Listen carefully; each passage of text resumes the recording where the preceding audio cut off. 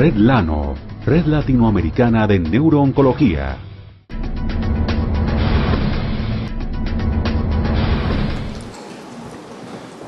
Muchas gracias. Esta mañana me tocó la primera charla cuando yo no estaba despierto y ahora me toca la primera charla de la tarde cuando todos están listos para la siesta. No creo que es justo, pero bueno. Hoy lo que les voy a tratar de resumir en 20 minutos es algo acerca de una enfermedad genética que supongo todos conocen, que es neurofibromatosis tipo 1 o el neurofibromatosis de von Recklinghausen. En cuanto se refiere a oncología, los tipos de cáncer que surgen más frecuentemente en individuos con esta enfermedad son los neurofibromas, que son unos tumores benignos, pero que tienen muchas consecuencias patológicas y de calidad de vida. Además, el neurofibroma plexiforme es un tumor que se puede transformar en un tumor maligno, en inglés Malignant Peripheral Nerve Sheath Tumor o Neurofibrosarcoma, tumor maligno de vaina nerviosa periférica. Ese tumor es letal, al igual que glioblastoma. No responde a ninguna terapia conocida hoy en día. Curiosamente, hay otro tipo de neurofibroma que, por razones que quiero expandir en un momentico, tiene muchas similitudes a neurofibroma plexiforme al nivel microscópico y celular, pero obviamente no al nivel macroscópico, dado que estos tumores son muy pequeños y se encuentran en la piel, mientras que estos tumores son enormes y se encuentran en los plexos de los nervios y se transforman malignamente. Pero con esta diapositiva lo que quiero hacer énfasis es que las células que comprenden el neurofibroma dermal, que incluyen las células Schwann, las células perineurales, fibroblastos y mastocitos, son precisamente igual que las células que forman los tumores plexiformes. La causa de por qué hay estos dos tipos de manifestaciones de tumores es muy interesante, algo que hemos trabajado muchísimo en el laboratorio y sobre lo cual hemos publicado, y realmente hoy no tengo tiempo para resumir todos los estudios. Simplemente quiero hacer énfasis de que ambos tumores vienen de una célula primitiva que proviene de la cresta neural, una región muy específica en el embrión que sale del neuroectodermo y es responsable por la formación del sistema nervioso periférico. Hace muchos años nos dimos cuenta que los tumores malignos o neurofibrosarcomas en pacientes tenían mutaciones no solo en el gen NF1 responsable por la enfermedad de neurofibromatosis, pero que además frecuentemente tenían mutaciones en otro gen muy famoso en el cáncer, el gen P53. Entonces, en 1999 publicamos un artículo en la revista Science demostrando que podíamos recapitular en un ratón genéticamente el crecimiento espontáneo de estos neurofibrosarcomas, creando mutaciones en los dos genes en que se encontraban mutados en los tumores de pacientes. En ese entonces, ya hace 15 años, yo pensé que íbamos a hacer avances tremendos y que esta era una enfermedad que íbamos a finalmente entender y curar. Y desgraciadamente, solo hasta 15 años más tarde puedo revelarles que por fin hemos logrado avances que creemos que van a tener impacto para los pacientes. Esto se llevó a cabo por la simple pregunta que yo me seguía haciendo, que era ¿cuál es la diferencia entre el tumor dermal, el neurofibroma dermal y el plexiforme, siendo que microscópicamente son tan parecidos? Y para resumirles, hace unos 3 o 4 años, Lou Lee en mi laboratorio descubrió y describió una célula primitiva que existe en la piel de todo mamífero, que en inglés se llama Skin-Derived Precursors, que significa células primitivas de la piel, las cuales tienen la capacidad de diferenciarse en células Schwann y en neuronas periféricas. Estas células, ya sabemos, provienen de la cresta neural y basado en esos estudios logramos hacer un modelo en el ratón causando mutaciones en el gen de neurofibromatosis, causamos la formación de neurofibromas dermales. La pregunta entonces que nos hicimos en el laboratorio es, ¿serán equivalentes las células que dan raíz a los tumores dermales y plexiformes? Y la hipótesis sería que el medio ambiente del tumor nacente dicta el tamaño y la forma del tumor. Entonces, para perseguir esta hipótesis, lo que hicimos fue extraímos las células de la piel, hicimos la mutación en el gen DNF1 y las injertamos en el nervio ciático del mismo ratón, sitio donde los tumores plexiformes bastante frecuentemente surgen. El resultado fue muy claro y decisivo. En el 100% de los casos, células que normalmente en la piel dan raíz a tumores dermales, en el nervio ciático daban a tumores plexiformes enormes. El medio ambiente dicta el tipo de tumor que estas células pueden crear. Dado este hecho, fuimos un paso más allá y ahora sacamos las células de la piel. En cultivo no solo mutamos el gen de NF1, pero también el gen de P53 para ver si podríamos crear los neurofibrosarcomas malignos con estas células. Cuando trasplantamos estas células mutantes en ratones, todas las células causaron neurofibrosarcomas idénticos a los que se encuentran en pacientes. Este para nosotros fue un avance crítico porque la pregunta en la era de la biología molecular, que es clave para comprender cómo surgen los tumores, es la identificación de la célula en la cual el tumor se causa. Porque lo interesante no es saber cuáles genes se expresan en un tumor versus el tejido, es decir, por ejemplo, un tumor de riñón. Si un carcinoma del riñón tiene expresión de ciertos genes, un trozo de riñón normal va a tener otros genes, pero no tiene nada que ver el uno con el otro. Lo interesante es saber cuál fue la célula que dio raíz al tumor de riñón, qué genes se expresa y cómo cambió para volverse un cáncer.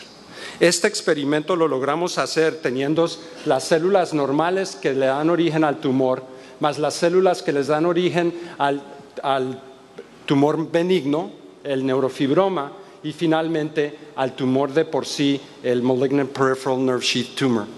Cuando hicimos este experimento encontramos que un receptor que se llama CXCR4 estaba supremamente elevado en tumores con relación a las células normales. Este receptor nos interesó muchísimo porque este receptor es el receptor del ligando CXCL12, que es uno de los receptores de HIV, del virus que causa SIDA. Pero además, este receptor se conoce como tener funciones muy importantes en la regulación de células madre normales en el sistema hematopoético. Entonces, esto nos creó la pregunta si este receptor tendría una función importante en el crecimiento de estos tumores malignos. Genéticamente les voy a resumir una serie de experimentos bioquímicos, moleculares y genéticos en los cuales lo que hicimos fue tomamos células primarias de los tumores y acabamos con el receptor CXCR4 y preguntamos qué ocurre con esas células y lo que encontramos es que no perdieron la capacidad de proliferar las células. Este receptor era esencial para la proliferación de las células. Y cuando genéticamente reconstituimos el receptor en estas células, de nuevo comenzaron a replicarse. Esto nos dio ya la primera evidencia de que este receptor era fundamental para el ciclo celular de estos tumores.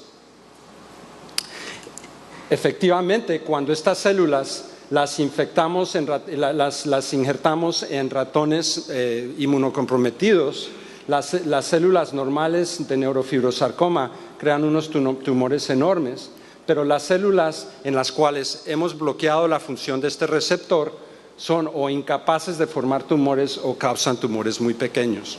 Entonces esto validaba el resultado en cultivo ahora en un ensayo de tumor. Porque este receptor es importante para el SIDA, existen ya drogas que bloquean la función de este receptor que están aprobadas por el Federal Drug Administration, la administración federal en Estados Unidos que permite el uso de drogas.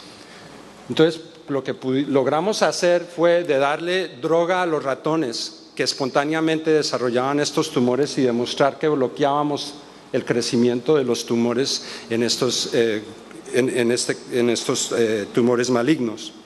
Este es un resumen de toda la biología molecular y bioquímica que se hizo en el laboratorio para comprobar que el receptor CXCR4 en estos neurofibrosarcomas es responsable mediante esta serie de factores de señal, de transducción de señal río abajo para activar el gen ciclina D, que es esencial para el progreso entre G1 y síntesis de DNA de las células tumorales. Entonces, lo que logramos demostrar es que los tumores de por sí hacen el ligando y luego se toman su propio jugo. Y este ligando activa el receptor y causa la activación de esta vía metabólica que induce la proliferación de los tumores malignos. Ahora, además de que cuando damos la droga a los animales que normalmente espontáneamente desarrollan estos tumores, los animales sobreviven mientras que los controles se mueren. Lo que hicimos fue una colaboración con colegas en MD Anderson, en particular Dina Lev, que nos dio tissue microarrays, que son no conozco la palabra en castellano para los tissue microarrays, pero son unos tejidos de cientos de tumores que están puestos sobre nitrocelulosa. Entonces se pueden buscar la expresión de genes en una multitud de tumores humanos que tenga uno interés en estudiar. Y el resultado importante en este caso es que la gran mayoría, más del 90% de los tumores de neurofibrosarcomas que están asociados con NF1, la gran mayoría tienen una expresión alta de este receptor y además, no les muestro los datos, pero tienen también activación de toda la vía metabólica que les acabo de demostrar. Entonces, esto nos da una gran ilusión de que esta vía metabólica, que es esencial para el crecimiento de estos tumores malignos en el neurofibrosarcomas en los ratones genéticamente preparados, que también estas vías están activas y son esenciales en los tumores humanos. No les muestro resultados, pero hemos hecho ya, creado líneas primarias de los tumores de pacientes humanos y también la droga que bloquea este receptor bloquea el crecimiento de esas células. Basado en estos resultados, estamos entrando en ensayos clínicos fase 1 y 2 para ver la función de este receptor y del bloqueo de este receptor en pacientes. Les recuerdo que esta es una enfermedad de niños en general y es una enfermedad incurable, así es de que estamos bastante ilusionados de que esto va a ser un avance importante para un tipo de cáncer que anteriormente no tenía ninguna terapia viable aparte de la cirugía. Hay otra segunda pregunta que voy a, en los últimos 6 minutos, ensayar de describirles, y es la pregunta de las células madre cancerosas que abordé esta mañana. Como les propuse esta mañana, por lo menos el glioma es un tumor que depende de células madre para su crecimiento y los tumores se desarrollan en forma jerárquica, donde hay células, un pequeño grupo de células que es responsable por el crecimiento del tumor entero. Entonces sería importante hacer la pregunta si estos tumores neurofibrosarcomas también tienen esta forma de crecimiento y para hacerlo, ¿y por qué haríamos esta pregunta? Bueno, en general simplemente porque es un área de investigación que me interesa bastante, pero hay otro punto bastante importante. El bloquear la función del receptor CXCR4 que les acabo de mostrar causa un bloqueo en el ciclo celular de las células, se vuelven latentes, pero no mueren. Entonces es interesante saber cuál es ese mecanismo y importante, como les voy a mostrar en esta próxima diapositiva, cuando investigamos los tumores de ratón y de humanos, este receptor no es expresado en todas las células del tumor. sino solo en un grupo de células del tumor. Pero, como les he demostrado, si bloqueamos la función de este receptor, bloqueamos el crecimiento del tumor. Eso implica o demuestra un embotellamiento, que las células que expresan este receptor, si se bloquean, es suficiente para bloquear el crecimiento del tumor, y eso implica una jerarquía. Entonces, eso implica que debe haber un crecimiento del tumor que en algún momento, si se bloquean las células que expresan CXCR4, CXCR4, el tumor no puede crecer. Entonces, para investigar esto más profundamente, utilizamos el transgén que describí esta mañana, que está diseñado para que se exprese en células madre del sistema nervioso.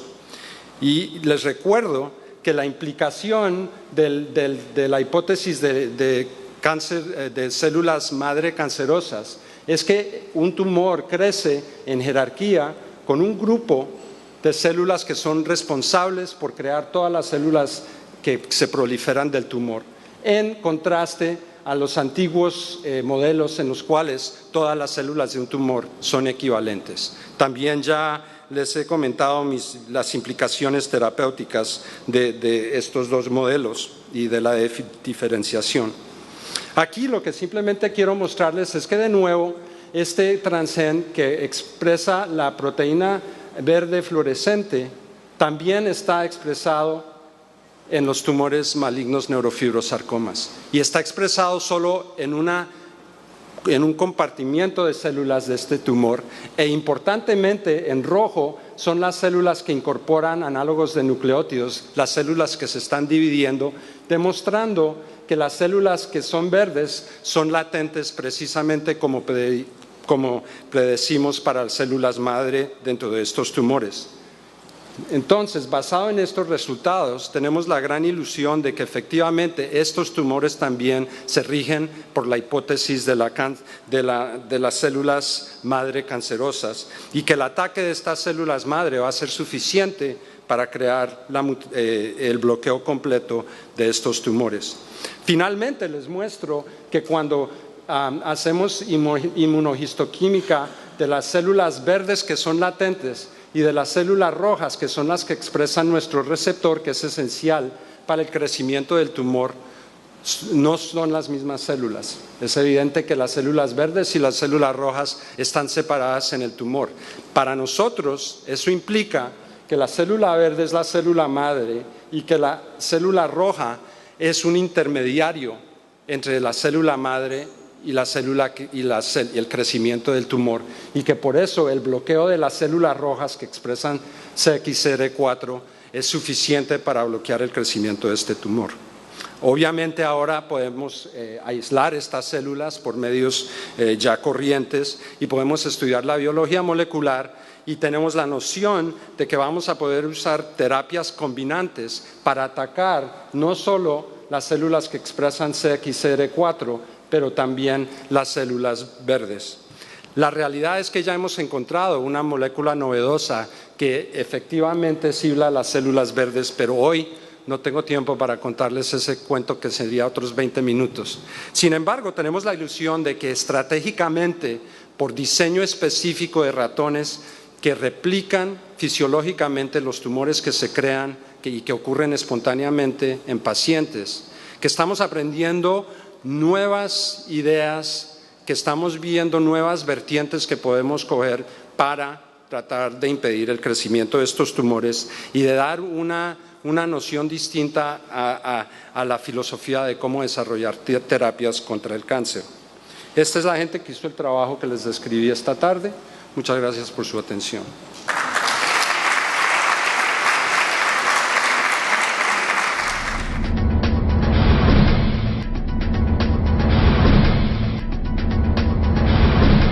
Red Lano, Red Latinoamericana de Neurooncología.